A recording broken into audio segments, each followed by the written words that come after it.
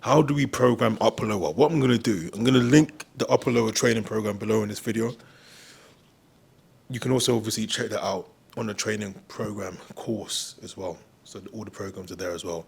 But I explained everything in the upper lower training program. I explained everything there. The whole program is there.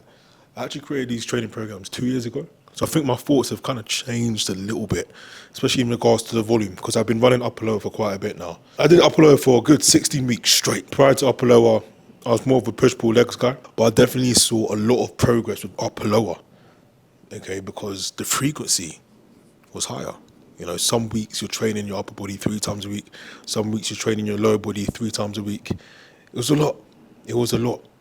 So within the first 4 weeks, I was definitely trying to adjust and figure out how to distribute volume. And it definitely forces you to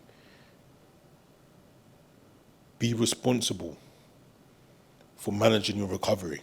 So ticking those daily boxes that I always talk about. You know, but nevertheless, very good split. How exactly do we program it? In the training program, I had 3 different rotations for each. So upper A, B, C, lower A, B, C. I only did 2 rotations. So I originally did the 3 rotations, which was good. You make progress with 3 rotations. But I just prefer 2 rotations. I just like to keep things simple. I still saw progress by rotating only 2 sessions. So you can have upper A and upper B, or you can have upper A to C. It's completely up to you. But I personally prefer having 2 rotations. It definitely gives you enough time to progress each one. So we'll talk about the volume for each muscle group, okay? This is for me personally. When I got to around 12 weeks of doing upper body, I found a good medium in regards to volume for each muscle group. So chest, originally I started with 3 working sets, but I believe after 4 weeks I just couldn't progress 3 working sets. So I dropped that to 2 working sets. And I'd either do 2 presses or I'd do 1 press and 1 fly variation. So 2 working sets for chest. For shoulders, in regards to my shoulder press, I'd only do 1 working set. Tried to do 2, couldn't progress it. So only 1 working set. Triceps, I did 2 working sets. So I'd only do 1 tricep compound. So that was a tricep dip or a close grip press. And then I'd do 1 push down, 1 set of a push down. So 2 total direct working sets for triceps. For side delts, they could still take quite a bit of damage. So I did 4 working sets for side delts. 4 sets of just a lateral raise. And that was pretty much push done. And then we move on to pull. I originally started doing 4 working sets for lats. I eventually had to move it down to 3. They simply just could not handle the volume. So what I did for lats eventually was 2 sets of a lat pull down and then 1 set of a lat row. So those are 3 working sets for lats. For upper back, I had to do 3 working sets as well. Originally it was 4, but I had to drop it down to 3. So I'd do either 2 sets of a seated row and then maybe 1 set of an incline dumbbell row, T-bar row. So any row where I'm focusing on scapular retraction. So I could either split it up by doing 2 machines or 1 machine. Regardless, I was doing 3 working sets for upper back. I'd also do 2 working sets for rear delts. Right now, arguably, you could say that we're targeting the rear delts when we're training the upper back. But my rear delts have always been a lagging muscle group. And I could still progress those working sets when it came to rear delts. So I do 3 sets of a rear delt fly or 2 sets of a rear delt fly. Those smaller muscle groups, they tend to be able to take a lot of volume. In regards to traps, I stopped training traps for a while, I stopped doing shrugs, but every now and then I'll throw in 1 set, literally just 1 set of fader of a dumbbell shrug or a barbell shrug.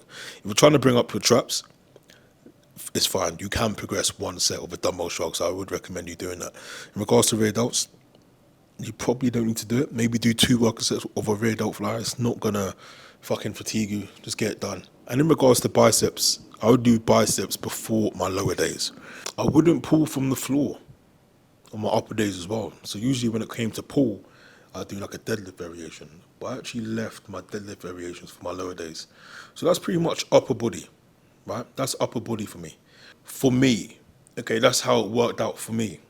Now for you, you can start there and maybe work your way up in volume if you can recover from it.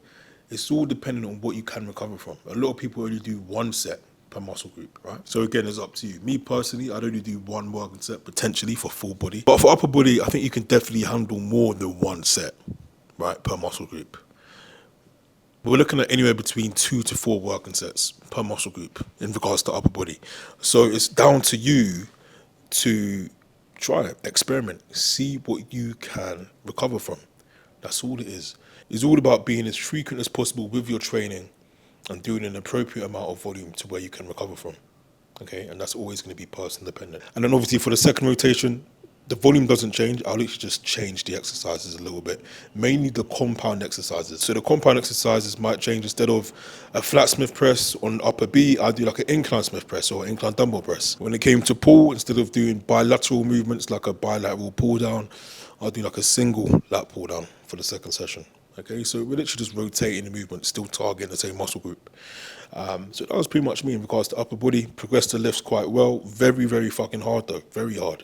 Because you pretty much only have 3 sleeps before you hit that muscle group again. So if you're doing 2 days on, 1 day off, there are going to be some weeks again where you're training 3 days a week, where you're training your upper body 3 days a week, you're training your legs 3 days a week as well. So it can become very taxing. So you need to make sure you manage your recovery well.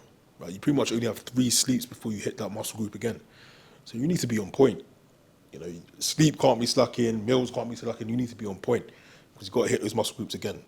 And if you're not on point, you're going to feel it. Your progression is going to suffer. Your logbook will reflect that. So make sure you're on point when you do the split. When it comes to lower body, it is still very similar to legs. The quads can still take quite a bit of volume. All right, so my quads were anywhere between 5 to 6 working sets. I could still progress those working sets. Hamstrings, 4 to 5 working sets. I eventually dropped it to 4. Adductors, we still kept it at 2 working sets. Calves, we still kept it at 4 working sets. Okay, so legs don't really change. 3 sleeps, I can still recover when it comes to legs, surprisingly. When it comes to calves, again, standing calf raise is the best calf variation you can do. Smash 4 sets of that. I usually work between the 5 to 10. So I used to go quite heavy with calves. I did sets of 5, sets of 8, sets of 10. But 4 working sets there. Adductors, 2 working sets there.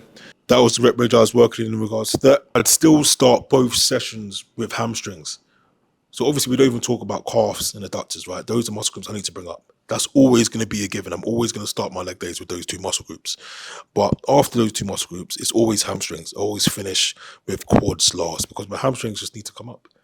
As with most bodybuilders, right? So hamstrings are always going to come first. So when it came to both days, I'd literally do 4 sets of a lying leg curl or 4 sets of a seated leg curl.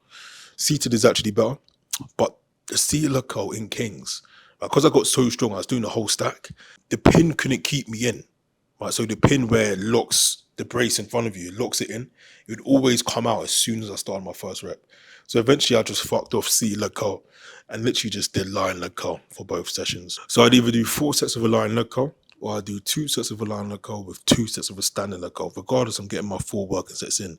For some sessions, I actually did 1 set of an RDL, and then I do 3 sets of a lying leg curl. Okay, so again, it doesn't really matter how you distribute those 4 working sets. We're quite limited for options, but those are the options we have, and they work.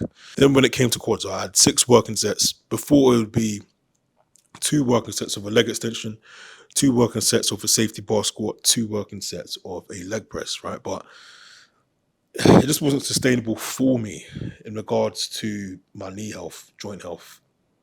The squats were definitely fucking me up. So I eventually transitioned to 4 working sets of a leg extension and 2 working sets of a leg press. Right? I could consistently progress those 6 working sets without a doubt. I could always do it. The only reason why I couldn't progress some of my leg extension sets was simply because of my knees, right? If my knees weren't up to par, then it wasn't a matter of progressing, it was a matter of sustaining. So I just do a set of just high reps, just try to get as much blood flow as possible and just try to go to failure. But the leg presses, I could always progress consistently. So that's how I distributed my 6 working sets. How you distribute your working sets is completely up to you.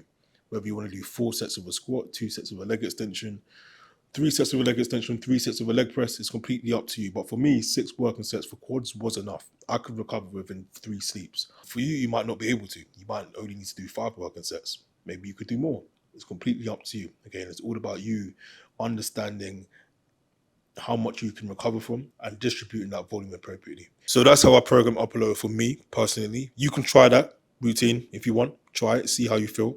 Or you can download the upper lower program, try that, and then obviously tweak it and adjust it to what you can actually recover from. Okay? That's pretty much it. Peace.